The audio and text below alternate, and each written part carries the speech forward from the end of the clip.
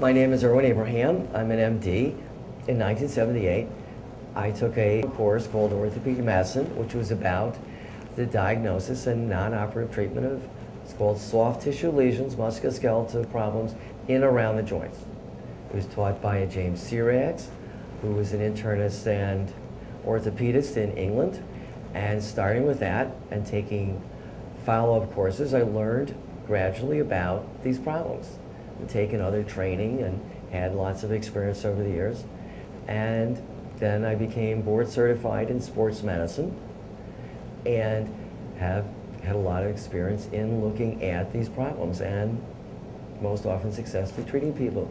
Well, the first tool is the tool of diagnosis, of getting a good, thorough history of what's been going on, all the complaints and signs and where the pain is and how long has this lasted and what happens with changes in movement and activity, very important.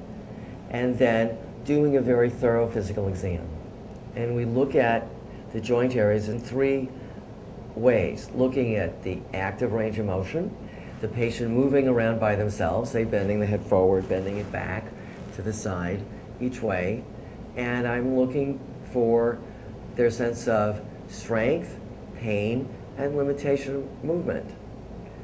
And then we move on for passive testing, where I'm moving one body part on another, and I'm testing for if there's pain when we do this, or limitation.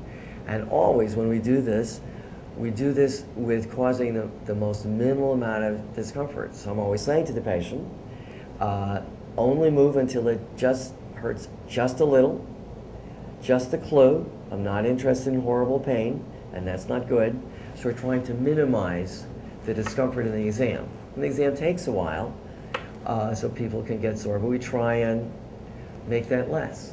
And then after the active and passive movements, I'm doing resisted testing, like testing the biceps, testing the other shoulder muscles if that's what we're looking at, testing movements, say if you have low back pain, at the hips and the back muscles to get an idea of what hurts, if there's limitation of movement, and putting it together like a puzzle.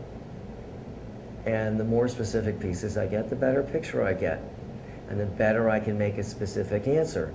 And what I'm looking for is specific answers of what structures are injured, whether it's the ligaments, which is, are straps that attach bone to bone, tendons that are straps that attach muscle to bone, and whether it's in the muscle body or if it's in the joints.